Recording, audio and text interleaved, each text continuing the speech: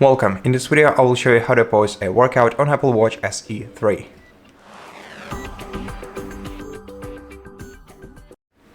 To begin, let's start a new workout by pressing the play icon at the bottom of the screen, and then let's wait for the workout to begin. And now you can pause it by either swiping your screen to the right in the workout menu and then tapping pause icon right here.